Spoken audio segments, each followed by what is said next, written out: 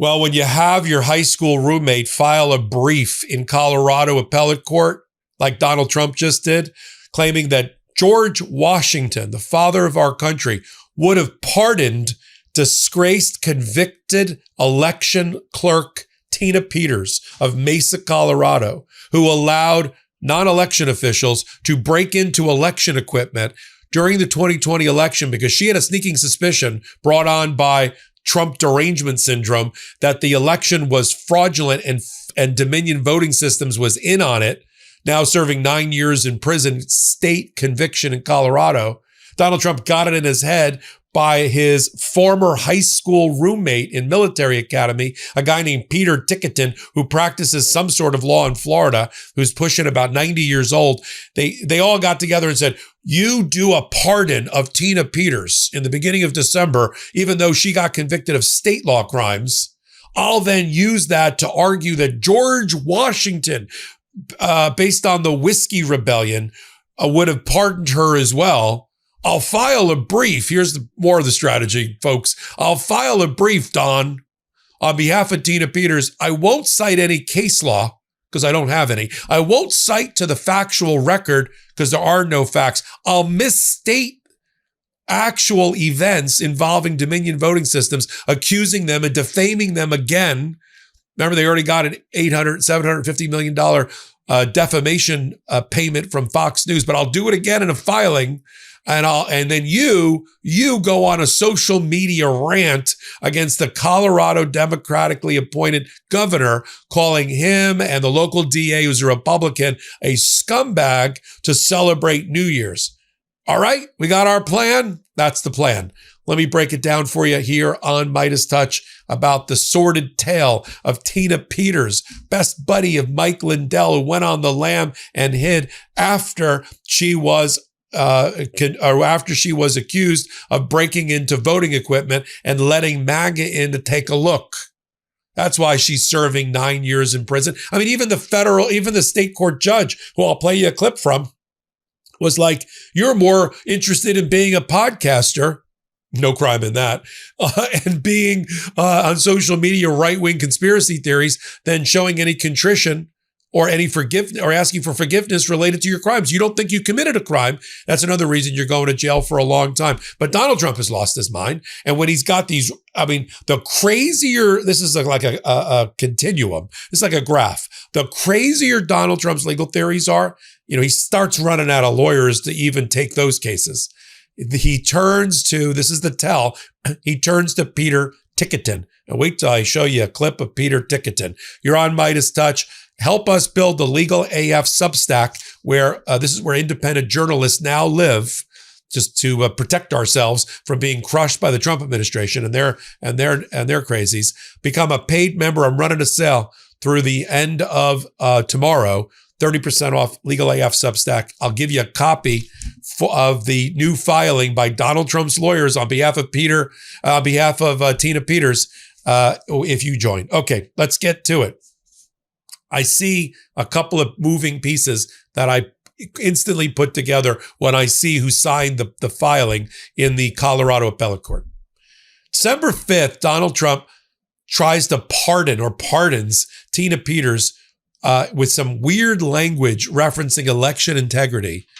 And we were like, well, that's not going to work on state convictions. The pardon, though, which is reproduced in this filing on December 5th, says that she's being pardoned, full and unconditional pardon, for offenses against the United States. That's right out of Article 2, Section 2 of the Constitution. She has or may have committed related to election integrity and security. Like, all right, well, weird language as a subject matter, but still doesn't get her sprung from Colorado State Prison. Now, you may have remembered about a month ago, I reported that Donald Trump's Bureau of Prisons, run by ultimately Pam Bondi, the Attorney General, run by Donald Trump, made a written demand or request on the prison system of Colorado and the governor of Colorado to transfer her to federal prison.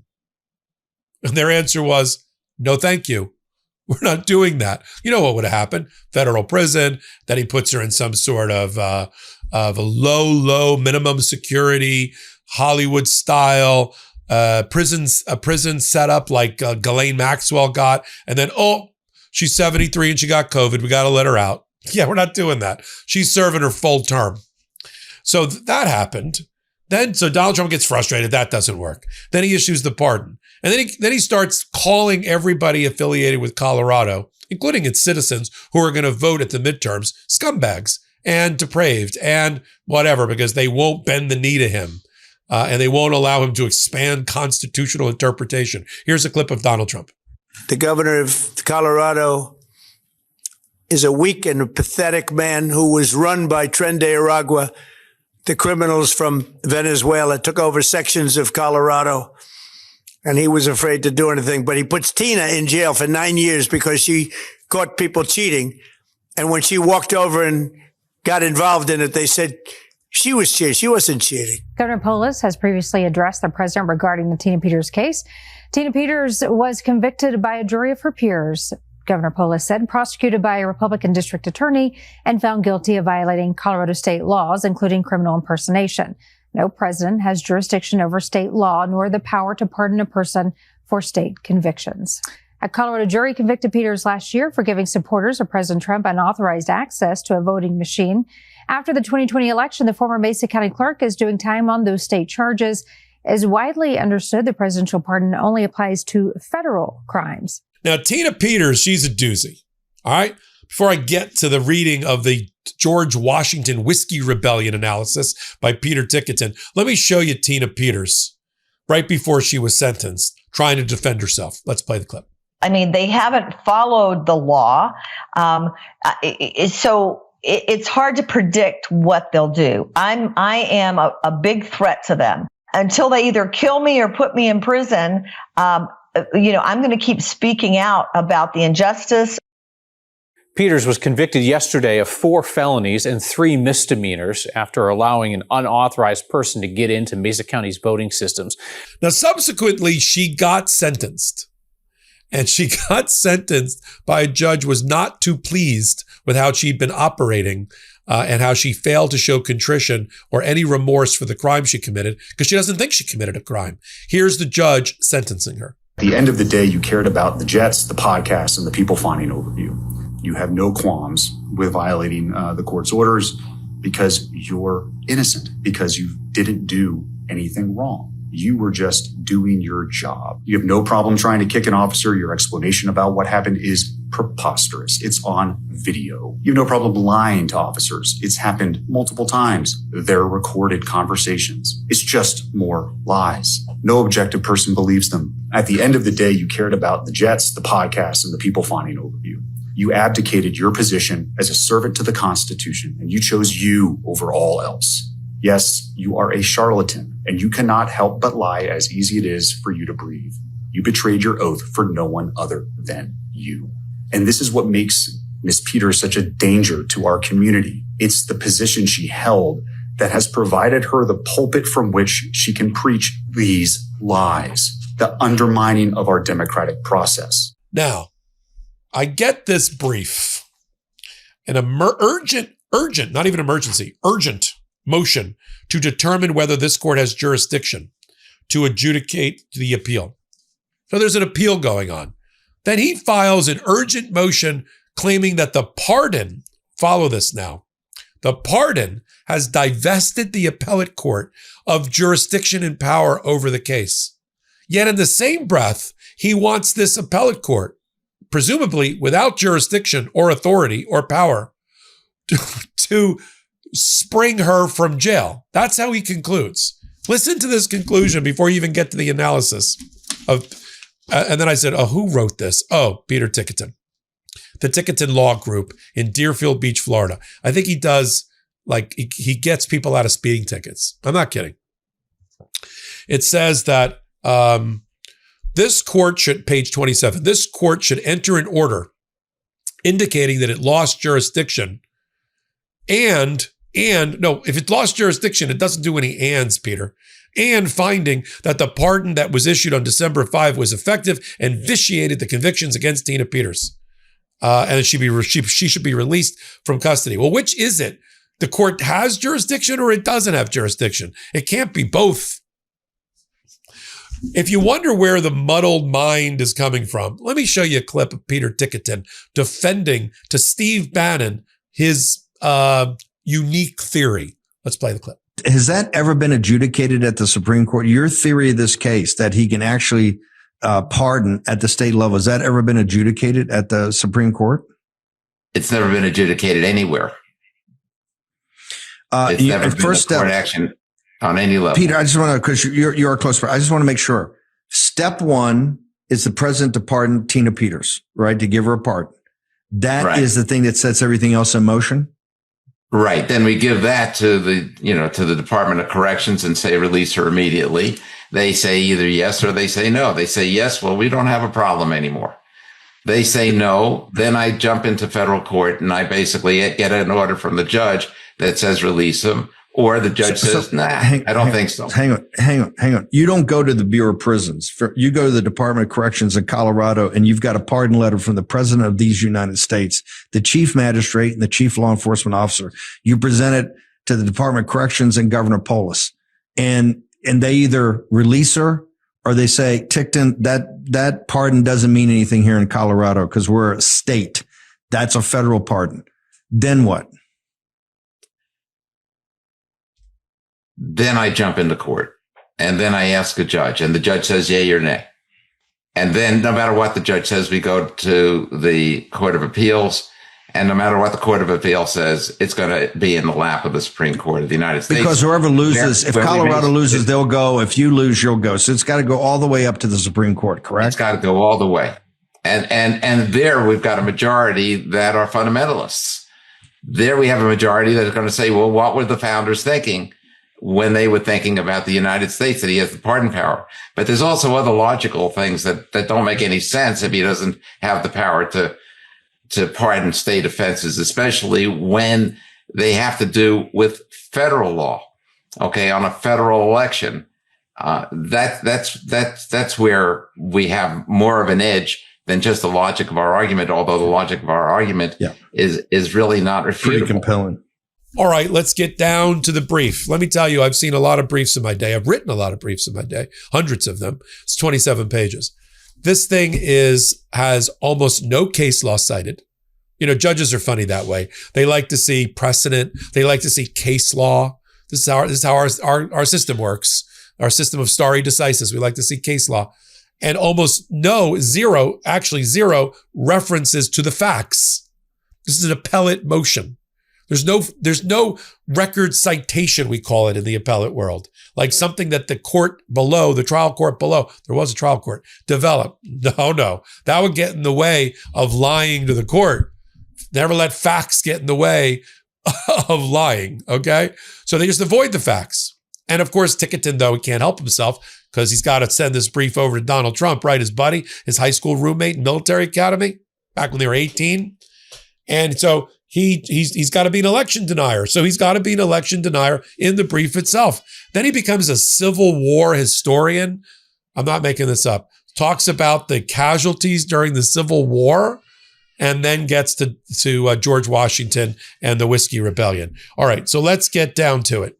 He first talks about the election on page 3. Background, according to Peter Ticketon and Donald Trump. On November 3rd, 2020, our nation had its most controversial presidential election in history because of Donald Trump. Yeah. When late that evening, 4 swing states in which Donald Trump was ahead stopped the count. There's no record citation of that because that's not how it went down, Peter. When the count resumed, Biden surged ahead thanks to hundreds of thousands of ballots that were delivered to voting centers after the vote was suspended. You mean the mail-in ballots? You mean the absentee ballots? And that this led to the aroused public suspicion. Again, no citation. Ticketon on the election, apparently. Following the election, the country was divided. In the midst of all this, Dominion voting systems, here comes the defamation of Dominion, set out to wipe and override the hard drives of election computers in Colorado. There's actually zero proof of that, and that is not true, although that was suspicious. So his argument is all that Tina Peters was doing was making sure that Dominion didn't wipe the hard drives. That's not what they were doing. There's no evidence to that. She had a trial. This was not part of the trial, and it's not part of the it's not part of the appellate record. On page 4, he then talks about how an Apple iPhone is updated. Again, with no citation to anything. He goes through the indictment, but here's my favorite part. He gets to the pardon power, Article 2, Section 2, which, since I have my trusty Constitution here, let me just read to you so we all get on the same page. Article 2, Section 2 says, this is the powers of the presidency. He shall have the power, he shall have the power to grant reprieves and pardons for offenses against the United States. That's always been interpreted for 200 years to be federal crimes, not state crimes. And then when he starts to cite some case law, which there is none, to support his argument that Trump's pardon covers state crimes, which is news to the United States Supreme Court, which he totally avoids any reference to Supreme Court cases. He then turns to the Whiskey Rebellion and George Washington and even gets that wrong. And he says, yeah, that's what George Washington did. Page 20. Early presidential practice is among the most probative evidence of constitutional meaning. Says who? And where's the citation for that? President Washington exercised his pardon power on July 10, 1795, when he issued a proclamation granting a full, free, and unconditional pardon to persons involved in the Whiskey Rebellion. That did not pardon state crimes. Washington justified the pardons on grounds of public tranquility and reconciliation. This is, again, Peter Ticketin on American history. Just like when he goes through the Civil War, saying it changed, here on page 14. Why we're talking about the Civil War, I have no idea. But the Civil War changed our country. The latest count of casualties, he's up late on History Channel, adds up to 750,000, which is more than in all the wars of the 20th century and out of a population of 100 million people. What are you even talking about? Now you're just rambling insanity stitched together in a brief. Let me tell you what's going to happen with this brief, besides me throwing it out when I'm done with this hot take. The Court of Appeals, after they get the final brief here, is going to find they have jurisdiction over the appeal, unless she's going to withdraw her appeal. They're not going to spring her from jail. And Donald Trump can go rot in hell, according to his own messaging, about whether he's ever going to get Tina Peters out of jail. Not going to happen. And the sweet talking of the Colorado governor and others around this issue is not helping, if you know what I mean. And what is the MAGA base, based on his polling numbers, that he's still pointing at, that he's still trying to draw favorable votes from? Who is it? What's the base he's aiming at? The election denying base? That's not enough to get MAGA reelected at midterms. But Donald Trump can't stop playing these old election denying tapes. And that will ultimately be his demise politically at the midterms. I'm Michael Popok. You're on the MeidasTouch Network. Legal AF YouTube just crossed 1 million subscribers because of you. Link below to help us get to 2 million. And Legal AF Substack, #1 and rising in U.S. politics on Substack. That's where independent journalism and commentary lives. Help us there. 30% off sale until the end of tomorrow. So until my next report, I'm Michael Popok. Can't get your fill of Legal AF? Me neither. That's why we formed the Legal AF Substack. Every time we mention something in a hot take, whether it's a court filing or a oral argument, come over to the Substack. You'll find the court filing and the oral argument there, including a daily roundup that I do called, wait for it, Morning AF. What else? All the other contributors from Legal AF are there as well. We got some new reporting. We got interviews. We got ad-free versions of the podcast and hot takes. Where? Legal AF on Substack. Come over now to free subscribe.